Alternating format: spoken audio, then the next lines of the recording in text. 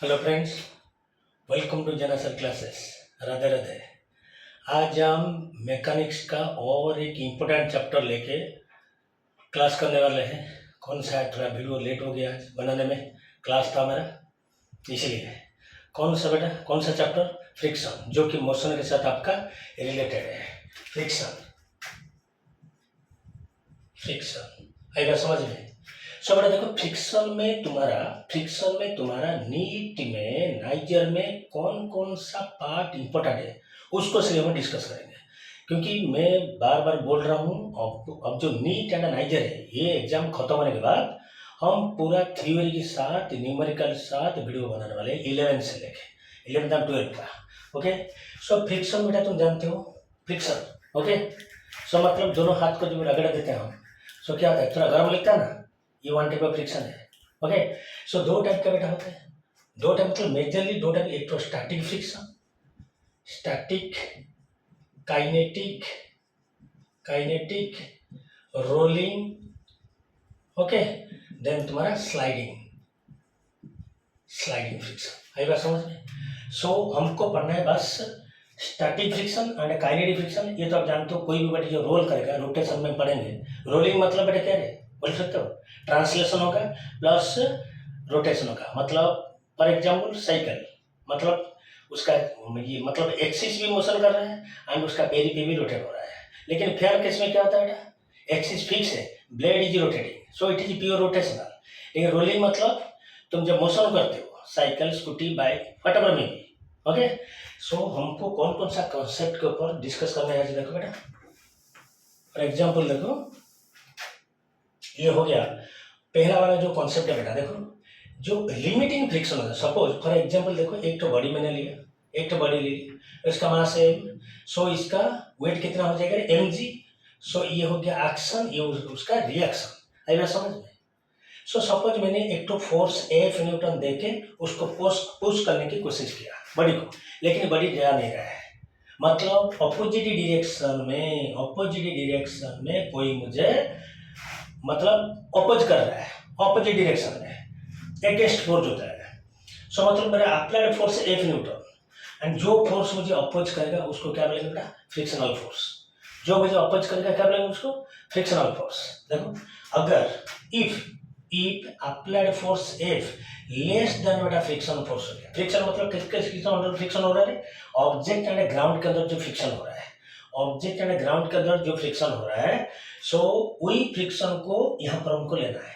If my applied force is less than the frictional force, then body will not move. Then body will not move. Body will not move. आई बात समझ में। सो फिर मैंने क्या किया, ये जो अप्लाइड फोर्स थोड़ा और ज़्यादा बढ़ा दिया। फिर भी मतलब एक टाइम ऐसा आएगा जो कि बॉडी जस्ट स्लाइड कर जाएगा, बॉडी जस्ट स्लाइड कर जाएगा। सो उसको क्या बोलते हैं ना, लिमिटिंग फ्रिक्शन। लिमिटिंग फ्रिक्शन समझ देखो। तो आप मुझे मतलब मुझे गुस्सा दे के चल रहे हो, एक टाइम ऐसा है कि मैं आपको थप्पड़ लगा दूंगा, ठीक है कि नहीं, मतलब इसके जैसा। ये अपोजिंग फोर्स धीरे धीरे करके ये जब बढ़ेगा ये भी बढ़ेगा, फ्रिक्शन नहीं बढ़ेगा, नॉर्मल रिएक्शन नहीं बढ़ेगा। आई बात समझ में। सो जब मेरा applied force greater than equal to frictional force हो जाएगा, थ्योरी क्वेश्चन है बेटा। जब मेरा अप्लाइड फोर्स फ्रिक्शन फोर्स से जस्ट इक्वल हो जाएगा, नहीं तो ग्रेटर देन हो जाएगा, बड़ी मूव कर जाएगा। सो जब तक ये मूव नहीं कर रहा है तब तक ये कौन सा कंडीशन में रहता है बेटा, स्टैटिक कंडीशन। स्टैटिक मतलब रेस्ट कंडीशन में। जब मेरा अप्लाइड फोर्स बेटा फ्रिक्शन फोर्स से ज़्यादा हो जाएगा तो बॉडी स्लाइड करना शुरू कर देगा। ये बात समझ में। अगर कंटिन्यूसली स्लाइड करेगा तो एक्सीलरेशन भी आ जाएगा। क्लियर। तो ये हो गया बेटा बेसिक कॉन्सेप्ट।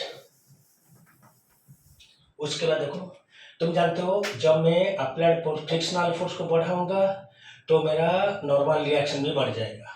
सो प्रोपोर्शनल सिंबल को जब उठाएंगे हम, एक तो क्या रहेगा constant, so F R equal to mu into R. आएगा समझ में। ये म्यू को बेटा क्या बोलते हैं, मैं coefficient of friction, coefficient of friction.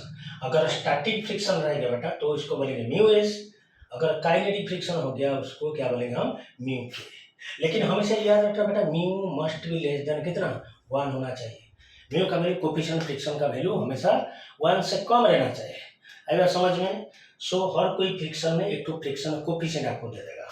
चलो ये तो हो गया बेटा फंडामेंटल। अभी हम कॉन्सेप्ट पर जाएंगे। देखो कौन सा कॉन्सेप्ट है, मोशन ऑफ, लिख रहा हूँ motion of a block, motion of a block on a rough, rough मतलब बेटा फ्रिक्शन आ जाएगा, रफ इंक्लाइंड सरफेस। मेरा कहने का मतलब बेटा अभी मैं टाइम शॉर्ट है, मैं थोड़ा जो जो कंसेप्ट आपका इंपॉर्टेंट है उसको पहले मैं बोल देता हूँ, ओके ना। So rough inclined plane, rough inclined plane आएगा समझ में। Motion of a block on a rough inclined plane, मतलब एक तो इंक्लाइंड प्लेन हम बना रहे हैं इधर, देखो थीटा, इंक्लेशन हो गया थीटा, यहाँ पर एक तो ऑब्जेक्ट मैंने ले लिया एम, ये हो गया पॉइंट ए बेटा, ये हो गया पॉइंट बी, यहाँ से यहाँ तक डिस्टेंस लेटेड भी कितना एल, मतलब बी से ए तक आने के लिए उसको एल डिस्टेंस कवर करना पड़ेगा। जब बड़ी इधर है बेटा उसका वेट कितना देखो, हाँ कोफिशिएंट ऑफ फ्रिक्शन कितना है, लेटेड बी म्यू, किसके अंदर, ब्लॉक एंड इंक्लाइन सरफेस का तरफ। अगर म्यू नहीं देगा मतलब वो तुम्हारा स्मूथ सरफेस है, वो लिख देगा पूरा on a incline surface, incline smooth surface. So इसका वेट कितना हो गया बेटा mg, देखो ये अगर थीटा है बेटा, ये हो गया मेरा थीटा, ये आ जाएगा बेटा कितना mg cos थीटा, ये बेटा आ गया कितना रे mg sin थीटा, ये हो गया बेटा आपका नॉर्मल रिएक्शन, आ गया समझ में। सो देखो दो तरफ का ये तो बैलेंस जब करेंगे हम, ओके देखो ये जो नॉर्मल रिएक्शन किसको बैलेंस करेगा रे, mg cos थीटा को, आ गया समझ में। इजी कॉन्सेप्ट है, लेकिन उसका जो सबसे इंपॉर्टेंट कॉन्सेप्ट ब्लॉक के ऊपर ब्लॉक का मोशन वो मैं बताऊंगा आज आपको, ओके ना। सो देखो क्या क्या क्वेश्चन पूछेगा, बी से ए तक आने के लिए बॉडी का फर्स्ट क्वेश्चन है, बॉडी को कितना टाइम लगेगा, टाइम कितना, एंड बी में बी को बी से ए तक आने के लिए एक्सीलरेशन कितना होगा, एंड बी इसमें पूछेगा बेटा बी से ए तक आने के लिए वेलोसिटी कितना होगा। आएगा समझ, तीन तो क्वेश्चन बेटा एट ए टाइम चलेगा। ये जो क्वेश्चन आएगा तीन तो एट ए टाइम पूछ सकता है, रेशियो भी पूछेगा, दो तो इंक्लाइन प्लेन लेके रेशियो भी पूछेगा, T1/T2, A1/A2, किसको चेंज कर देगा बेटा, मैं थीटा लूँगा आपको 30 डिग्री दे देगा, 45 डिग्री 60 डिग्री वटेवर में भी, ओके। एक इंक्लाइन प्लेन में आपको 30 डिग्री दे देगा, एक में दे देगा 60 डिग्री, पूछेगा दोनों नीचे आने के लिए उसका टाइम का रेशियो कितना है, हमको कॉन्सेप्ट मालूम हो जाएगा तो डाटा पुट कर देंगे। कैसे करेंगे देखो, जब मोशन होगा बेटा नीचे की तरफ मोशन कौन करवाएगा, mg sin थीटा, उसको अपोज करेगा इधर डायरेक्शन में कौन रहेगा, फ्रिक्शनल फोर्स, आएगा समझ में। सो पहले इसको निकाल देते हैं, फ्रिक्शनल फोर्स देखो, frictional force is equal to mu into R, मुझे मालूम है आर बेटा कितना है, आर किसको बैलेंस करे बेटा, mg cos theta, so R is equal to mg cos theta. So मतलब देखो ये नीचे वाला फोर्स उसको अपोज कर रहा है फ्रिक्शन, लेकिन बॉडी का मोशन कहाँ हो रहा है, नीचे जा रहा है, लेट उसका एक्सीलरेशन ए है। सो देखो क्या लिखेंगे हम, mg sin theta is my downward force, opposing force से बेटा देखो ये डाटा पुट करो, mu mg cos theta is equal to mass into acceleration.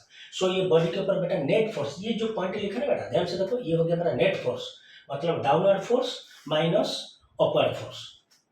So that imply देखो ए में कट गया बेटा, ए में कट गया, सो ए कितना आ जाएगा जी कॉमन बोलो sign theta minus mu cos theta, आएगा समझ में। सो एक्सीलरेशन आ गया बेटा इतना। उसके बाद मेरा देखो वेलोसिटी अगर पूछेगा, वेलोसिटी पूछेगा तो कौन सा, बीट सी में v square minus u square is equal to 2a into a, इसके जगह कितना डालेंगे बेटा एल, क्यों कितना डिस्टेंस कवर करने वाला है, कितना डिस्टेंस, एल डिस्टेंस। सो क्या लिखेंगे एल, लेकिन बॉडी जब रेस्ट से चलेगा बेटा, रेस्ट में होगा तो उसका इनिशियल वेलोसिटी कितना है, 0। अगर आपको बोल देगा इनिशियल वेलोसिटी बॉडी का था, सो यू के जगह इनिशियल वेलोसिटी पुट कर देना था। सो ये कौन सा आ जाएगा, v square is equal to 2al, that implies v कितना आएगा 2al का रूट ओवर, आएगा समझ में। ये जो a है ना बेटा, ये जो है मतलब यहाँ से यहाँ तक आने के लिए, so that implies v is equal to बोलो 2 into g into sine theta minus mu cos theta into l का रूट ओवर, हो गया। ध्यान से देखो,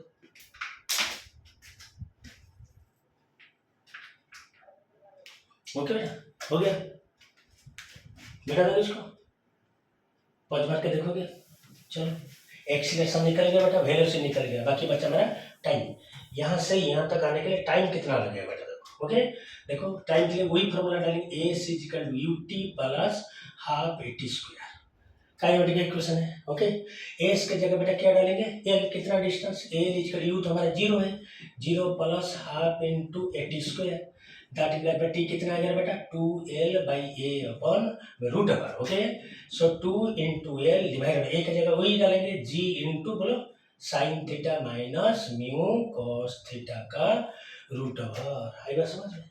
सो 2l/a, ए की जगह इतना डाल दिया, आपको सॉफ्ट डाटा दे देगा, मैंने कॉन्सेप्ट बोल दिया, आप आराम से डाटा यूज कर सकते हो। ओके, चलो, सो ये हो गया इंक्लाइन के ऊपर आपका एक बॉडी का मोशन जो होता है, 3 तो पैरामीटर लेके चलेगा, acceleration, then velocity and time. Clear. उसके बाद हम चलेंगे बेटा और एक इम्पोर्टेंट कॉन्सेप्ट को, क्या बोलो तो, क्या बोलो, सपोज एक बॉडी देखो जो कंबाइंड कॉन्सेप्ट है बेटा, combined concept of laws of motion and friction। Okay, important है बेटा। कैसे, एक एग्जाम्पल लेते हैं, देखो इधर सपोज मैंने एक तो सरफेस में एक तो गोली लगा दिया। ओके, इधर आके अब सपोज मैं सिंबल में दे रहा हूँ बेटा, ध्यान रखना, सिंबल में दे रहा हूँ कंसेप्ट M1, ये हो गया बेटा M2। देखो ये जो बॉडी है बेटा, ये जो बॉडी है ये तो फ्रीली सस्पेंडेड है ना, फ्रीली सस्पेंडेड है, सो यहाँ पर फ्रिक्शन नहीं लगेगा क्योंकि ये रगड़ के नहीं आ रहा है, मतलब फ्रिक्शन नहीं हो रहा है। लेकिन M2 बॉडी एंड ये जो टेबल सरफेस है बेटा, देखो इसके अंदर कोएफिशिएंट ऑफ फ्रिक्शन रिलेटिव कितना मी, अभी समझ में। सो आपको क्या पूछेगा आपको, जो ये जो स्ट्रिंग है बेटा, ये जो स्ट्रिंग है बेटा, इसका टेंशन कितना है, टेंशन आपको पूछेगा, एंड ये बॉडी जब नीचे चलेगा इसका एक्सीलरेशन कितना है। देखो ये लॉज ऑफ मोशन में हमने किए थे, लेकिन अभी मैंने क्या लिखा, combined concept of laws of motion and friction. Friction है, उधर फ्रिक्शन नहीं था, फ्रिक्शन लेस सरफेस था, कोई बात नहीं। देखो बेटा इसका वेट कितना है बेटा M1g, इसका भी वेट कितना है M2g। सो इधर का नॉर्मल रिएक्शन बेटा, नॉर्मल रिएक्शन कितना आ जाएगा बेटा R, इधर का नॉर्मल रिएक्शन कितना आ जाएगा R। आएगा समझ में। सो ये बॉडी का मोशन को कौन अपोज करेगा रे, फ्रिक्शनल फोर्स। आएगा समझ में। क्लियर। सपोज मैंने कंडीशन दे दिया बेटा M1 greater than M2, condition मैंने इसलिए दिया बिकॉज मैं आपको सिर्फ कंसेप्ट बता रहा हूँ। आपको न्यूमेरिकल में जब देखा 50 kg, ये हो गया 20 kg, सो ऑब्वियसली जिसका वेट ज्यादा है उसी डायरेक्शन में मोशन होगा बेटा। आएगा समझ में। धीरे धीरे करो, धीरे धीरे प्रैक्टिस करने से हो जाएगा आपका। ओके, सो हमेशा मैं आपको कंसेप्ट समझाता हूँ, कंसेप्ट एक बार क्लियर हो गया बेटा, डाटा पुट करने कोई भी तो पुट कर देगा डाटा, टेंशन नहीं, लेकिन कंसेप्ट क्लियर होना चाहिए। अब बिना कंसेप्ट के बार बार तुम न्यूमेरिकल करोगे कुछ नहीं कर पाओगे एग्जाम में, थोड़ा घुमा देगा तो कर नहीं पाओगे। ओके, देखो सो क्या लिखेंगे, देखो पहले हम फ्रिक्शनल फोर्स निकाल देंगे। देखो F R is equal to mu into R के जगह बेटा कितना डालेंगे M2g, M2g। आएगा समझ में।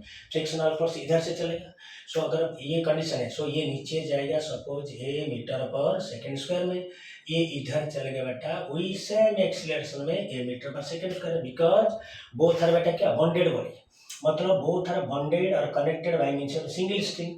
मैंने आपको लॉज ऑफ मोशन का वीडियो में बताया था, अगर स्ट्रिंग तुम्हारा मासलेस है, स्ट्रिंग अगर तुम्हारा मासलेस है, so tension in each and every point remains constant.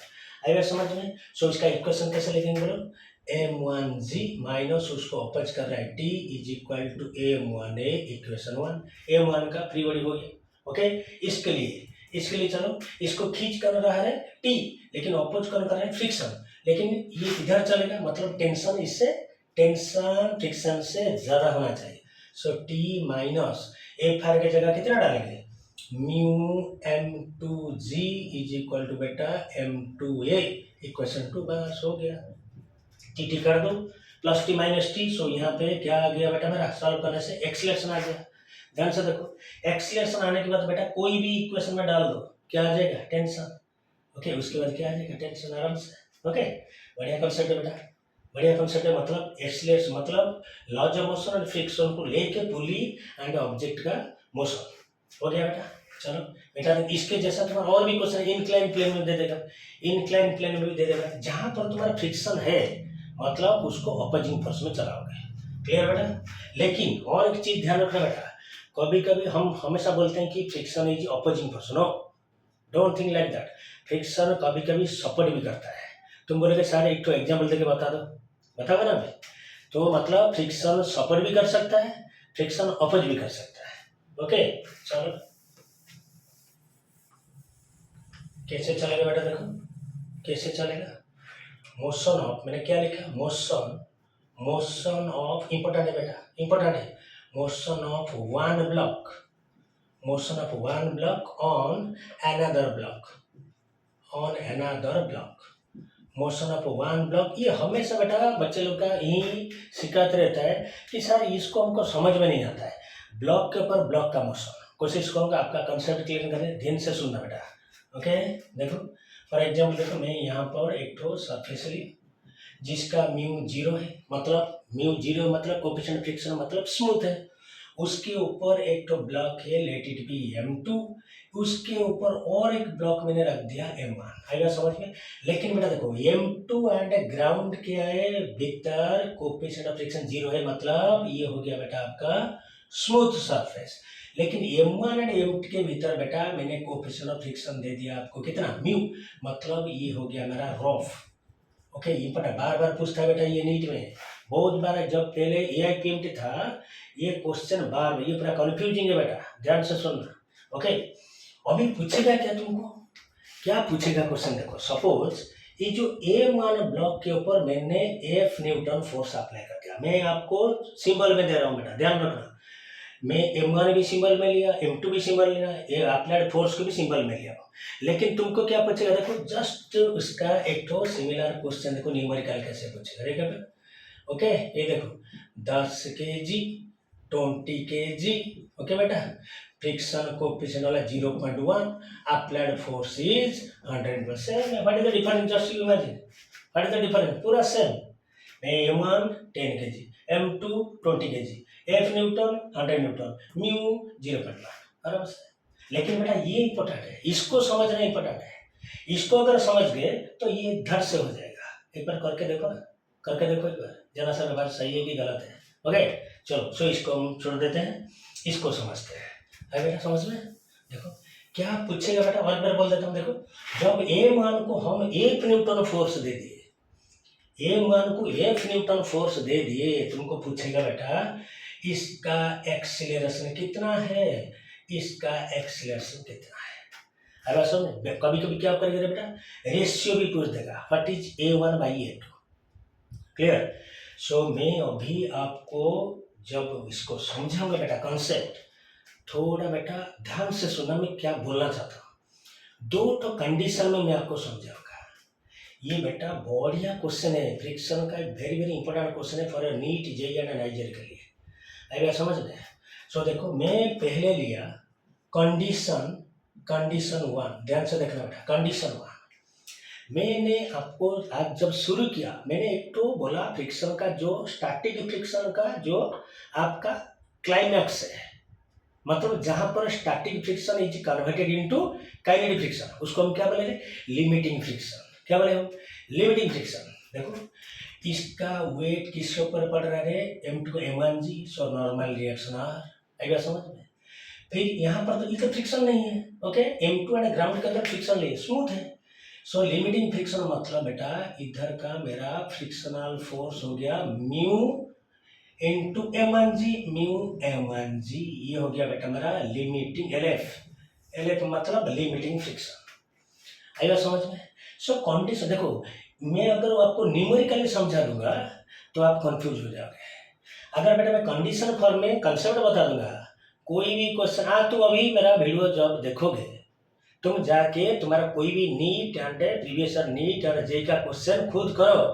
अगर नहीं कर पाओगे तो मुझे कमेंट करो, सर हमने नहीं किया, हमसे नहीं बनता है। कैसे नहीं बनेगा हम देखेंगे, कैसे नहीं बनेगा, रट्टा नहीं मारने का बेटा। ओके सो कंडीशन 1 में बोला देखो, if my applied force less than friction force, क्या बोला मैं, ध्यान से सुना। अप्लाइड फोर्स बेटा ये सबसे इंपॉर्टेंट है, इसको ही बच्चे लोग को समझ में नहीं आता है। If applied force less than the frictional force then there is concept, no, then there is no relative motion, no relative motion बेटा, किसके किसके अंदर बेटा, M1 एंड M2 के भीतर। देखो ये मेरे हाथ को देखो, ये ऐसे ऐसे ऐसे, आगे पीछे मोशन नहीं होगा, मतलब there is no relative motion between किसके किसके अंदर है, M1 एंड M2। अगर कंडीशन क्या है, ये भी बेटा नीट का एक क्वेश्चन है, तुमको थ्योरी में पूछ देगा, in which of the following condition the both block will move together, the both block will move together. आई समझ में। सो देखो वो कंडीशन है, if applied force is less than the frictional पर then both there is no relative motion between two blocks, no relative motion, आगे पीछे कोई नहीं चलेगा। ओके, दोनों बेटा साथ में चलेंगे, दोनों साथ में चलेंगे। तो no relative motion between two blocks and both blocks will move. Concept को बेटा अलग खाता से लिख के रखना, खाता में नीट में आएगा, खाता में और एक खाता बना दो। मैं जो कॉन्सेप्ट बोलता हूँ बेटा अच्छे से लिखो इसको, अगर क्वालिफाई करना है तो। Will move together with common acceleration में चलेगा बेटा, मतलब इधर में दो एक्सीलरेशन लिखा था ना, A1 का A1, M2 का A2, लेकिन ये कंडीशन में बेटा, कौन सा कंडीशन, ये वाला कंडीशन, ध्यान से देखो, ये वाला कंडीशन में A1 जितना रहेगा A2 भी उतना रहेगा, मतलब दोनों ब्लॉक साथ में चलेंगे। कैसे चलेंगे, साथ में। सो अभी तुम्हारा दिमाग में क्वेश्चन चल रहा है, सर अगर आप बोले दोनों ब्लॉक साथ में चलेंगे, सो कोई तो एक्सीलरेशन होगा ना, कौन मना किया, मैंने मना नहीं किया तो एक्सीलरेशन नहीं होगा। फोर्स है मतलब मोशन होगा, फोर्स है मतलब मोशन होगा, लेकिन मेरा कहने का मतलब है अलग से जाएंगे और एक साथ चलेंगे। क्लियर, ये कंडीशन में साथ में चलेंगे। तो इसका कहने का मतलब है अभी जो बेटा जो फ्रिक्शन फोर्स है ना, लिमिटिंग फ्रिक्शन और एक्ट नहीं करने वाला, क्यों, बिकॉज कंडीशन ये बोल रहा है applied force less than frictional force. अभी समझ में। सो ये जो कॉमन एक्सीलरेशन है बेटा, सो अभी क्या लेकिन ए कॉमन इजिकल बेटा क्या लिखेंगे, total force divided by total mass. Okay, that implies total force कितना है। देखो तुम बोलोगे सर ये भी तो फोर्स है, ये भी तो, अरे ये फ्रिक्शन आए पहले से था क्या, नहीं, जब मैं इसको खींचूंगा तब वो क्रिएट होगा, लिमिटिंग फ्रिक्शन क्रॉस हो जाएगा तब जाके काम होगा। ओके, सो टोटल फोर्स कितना है F, टोटल मास बेटा कितना M1 प्लस M2, ये बेटा हो गया मेरा ये कंडीशन में दोनों ब्लॉक का एक्सीलरेशन हो गया बेटा। ध्यान से देखो, एक बार सब कॉन्सेप्ट बेटा पकड़ लिया ना, सो फिजिक्स को बच्चे लोग डरते हैं ना, फिजिक्स रॉयल सब्जेक्ट है, वो किंग है साइंस का, इसीलिए तो नीट वाले फिजिक्स को ही ज़्यादा ये करते हैं रैंक फीचिंग में। अभी समझ में। ओके, लिखो अच्छे से लिखो, पॉज मार के लिखो, मैं 2 मिनट वेट करता हूँ, पॉज मार के लिखो, नहीं तो बेटा आप जब देखोगे मेरा वीडियो तो इसको नोट डाउन कर देना। ये हो गया बेटा कंडीशन नंबर 1, ये हो गया बेटा कंडीशन नंबर 1, उसको मिटा देते हैं। आप पॉज मार के देखोगे सेम कंडीशन और एक बार मुझे खींचना है, देखो वही केस को और एक बार लिख रहे हैं, वही केस को और एक बार लिख रहे हैं। देखो यहाँ पर A1 M2 F Newton force, frictional force is मेरा FR। ओके बेटा, ये हो गया नॉर्मल रिएक्शन, इसका वेट हो गया बेटा mg। अभी क्या लिखेंगे हम, कंडीशन टू। तुम सोचोगे सर हम एग्जाम में कैसे अप्लाई करेंगे, अरे यार उसको बोले ना तुमको एक का वैल्यू दे देगा, तुम बस लिमिटिंग फ्रिक्शन निकाल दो, म्यू mg को निकाल दो, म्यू mg को, इसीलिए तो मैंने कॉन्सेप्ट बोल दिया applied force less than frictional force. Okay बेटा, सो तुमको थ्योरी समझ में आना चाहिए, डॉक्टर तो पुट कर पहले आप क्या करोगे, अप्लाइड फोर्स देख देना कितना है, फ्रिक्शनल फोर्स निकाल देना कितना है, अगर ये इससे कम हुआ तो और कुछ कैलकुलेशन करने की जरूरत नहीं, total force by total mass कर देना। लेकिन कंडीशन 2 में मैं क्या लिख रहा हूँ, देखो if applied force greater than frictional force then there is relative motion between two blocks relative motion मतलब एक आगे चलेगा एक ही पीछे चलेगा, आगे पीछे करके चलेंगे. ओके, बिटवीन two blocks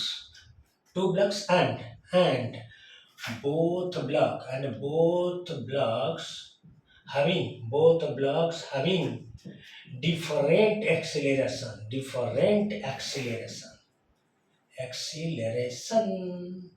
सो इधर का एक्सीलरेशन मैंने लिया a1, इधर का लिया a2. बेकार ध्यान से देखो, जस्ट ये जो कंडीशन मैंने बताया, applied force greater than frictional force. So अभी आपको फ्री बॉडी डायग्राम करना है बेटा. फ्री बॉडी डायग्राम कैसे, देखो a1 के लिए बनाते हैं. a1 के लिए देखो बेटा, a1 इधर चला मेरा अप्लाइड फोर्स, इधर बेटा हुआ मेरा फ्रिक्शनल फोर्स. ये इससे ग्रेटर है, मतलब ये बॉडी आगे चलेगा a1 में. ओके, सो इसके ऊपर नेट फोर्स कितना हो गया बेटा, नेट फोर्स इजिकल कितना होगा, applied force minus friction force, मतलब F minus mu m1g is equal to mass into acceleration. That implies acceleration is equal to applied force minus mu m1g by a1. आ गया बेटा, a1 का acceleration आ गया, मतलब ये आगे चलेगा, ये आगे चलेगा. और एक चीज ध्यान रखना बेटा, ये a1 का मोशन के लिए friction is opposing, friction here opposing friction बेटा. ओके, ध्यान से देखना, ये a1 का मोशन के लिए forward force, applied force, backward force, friction, मतलब इसका मोशन के लिए फ्रिक्शन आपको अपोज करेगा, इसलिए तो मैंने माइनस किया. लेकिन बेटा m2 का मोशन का फ्री बॉडी डायग्राम बनाएगा अभी. ओके, चलो आप पॉज मार के देखोगे, देखो उसका जो m2 का मोशन है बेटा, m2 का मोशन कैसे होगा, देखो m2 तो नीचे है, ग्राउंड के ऊपर है बेटा. सो ये तो ग्राउंड के ऊपर है बेटा m2. इधर तो फ्रिक्शन इजिकल कितना, 0, स्मूथ है, मैंने पहले से बोल रखा है, कोएफिशिएंट फ्रिक्शन नहीं है. लेकिन m1 जब आगे चलेगा बेटा, फ्रिक्शन तो उसके लिए पीछे, लेकिन m2 को भी साथ में लेके चलेगा, उसको छोड़ेगा नहीं.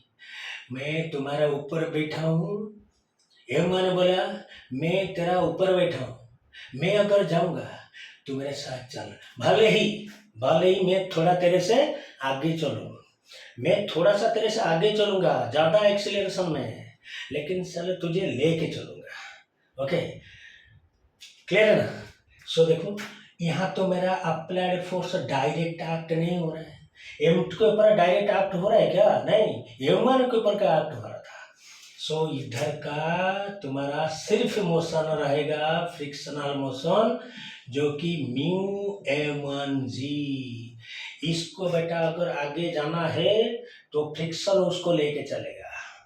क्लियर, देखो देखो मुझे छोड़ ना देना. ओके, ये डरेगा, मुझे लेके चलो ना, अब समझ में. ओके, सो इसके ऊपर पीछे की तरफ नो फोर्स, आगे की तरफ applied force 0, only force is friction force. Okay, so अभी आराम से force is equal mass into acceleration. So क्या बोलेंगे रे, बोलो, mu m1g is equal to m2 into a2. That implies a2 is equal to mu m1g upon m2. आई बात समझ में बेटा, क्लियर. ये बढ़िया क्वेश्चन है बेटा, ये कॉन्सेप्ट मस्त है. ओके ना, हो गया. सो ये कॉन्सेप्ट हो गया, और एक तो कॉन्सेप्ट करके हम वीडियो बंद करते हैं. हाँ, कौन सा, देखो और भी इंटरेस्टिंग है वो, कंसेप्ट ऑफ चेन. देखो बेटा, concept of chain for rest. क्या क्वेश्चन है बेटा, देखो एक टेबल मैंने लिया बेटा, उसके ऊपर बेटा मैंने एक तो चेन लगा दिया, ऐसा रखा, उस देखो टोटल मास चेन का कितना है m, एंड टोटल लेंथ कितना है बेटा l. मैंने ऐसे रखा है, वो क्वेश्चन क्या पूछेगा, देखो इतना पार्ट जो है ना बेटा, ये मतलब फ्रिक्शन में नहीं आएगा, क्यों, ये मतलब पूरा हैंगिंग कंडीशन में है, लेकिन इतना पोर्शन आपका टेबल के ऊपर है बेटा. सो यहाँ पर वो रगड़ मार के जाएगा, समझ में आया। सो मुझे मालूम नहीं बेटा कितना परसेंट झूल के, लेट इट बी एक्स, आएगा समझ में। क्वेश्चन क्या बचेगा, देखो इसका वैल्यू अगर ज़्यादा हो गया, मतलब ज़्यादा परसेंट चेन अगर बेटा मैंने ओवर हैंग कर दिया तो चेन तो क्या हो जाएगा, स्लिप हो जाएगा, गिर जाएगा। लेकिन वो पूछेगा क्या, कितना मैक्सिमम हैंगिंग पार्ट होना चाहिए ताकि होल चेन इक्विलिब्रियम कंडीशन में रहेगा, मतलब रेस्ट कंडीशन में बेटा रहेगा। मुझे मालूम नहीं, सपोज x% बेटा लटक गया, सो ऊपर बेटा कितना रहेगा रे, l माइनस एक्स, क्यों, टोटल लेंथ बेटा कितना था हमारा l, आगे समझ में। ओके, सो इतने पार्ट का जो वेट होगा, देखो इतना पार्ट, एक्स पार्ट चेन को कोशिश करेगा नीचे लाने में, स्लिप कराने, लेकिन एल माइनस एक्स का कौन सा पार्ट उसको अपोज करेगा बेटा, फ्रिक्शन, आएगा समझ में, बिकॉज इसका वेट नीचे है, उसका नॉर्मल रिएक्शन आर है, आएगा समझ में। ओके, सो पहले इतना पार्ट का हम वेट निकाल देते हैं। सो हम क्या लिखेंगे, are equilibrium the weight of hanging part, concept लिख रहा हूँ, hanging part, the weight of hanging part is equal to, but the किसके साथ समान होगा रे, the friction force of L minus X part, this is the main concept बेटा। इतना पोर्शन का वेट, इतना पोर्शन का फ्रिक्शन को इक्वल जब हो जाएगा तब और चेन स्लिप नहीं जाएगा। तो हमको निकालना है एक्स पार्ट का वेट, एक्स पार्ट का वेट इज इक्वल टू बेटा कितना है, टोटल एल का मास है एम, उसके बाद एक्स का कितना आएगा, M by L into X, ये हो गया इक्वेशन 1। ओके, उसके साथ क्या मल्टीप्लाई करना है, जी, वेट निकालना ना, सिर्फ मास निकालना, weight m g, m into g हो गया। सो एल माइनस एक्स का भी वेट निकालना है, कैसे, देखो एल का तुम्हारा हो गया M, so L minus X का बेटा कितना हो जाएगा रे, M by L into L minus x into beta क्या जी। ओके, ये हो गया इतना पार्ट का वेट, आएगा समझ में। सो अभी क्या करना है बेटा, इसको फ्रिक्शन फॉर्म में निकलो, फ्रिक्शन इक्वल कितना है, म्यू है ना, coefficient friction, let it be coefficient friction mu into, बोलो इसका M by L into L minus x into g is equal to, इसके साथ वाला ये तो फ्रिक्शन फोर्स हो गया बेटा, ये हो गया फ्रिक्शन फोर्स। ऊपर में लिख देता हूँ, आप पॉज मार के देखोगे, इसको बस इक्वल कर दो इसके साथ।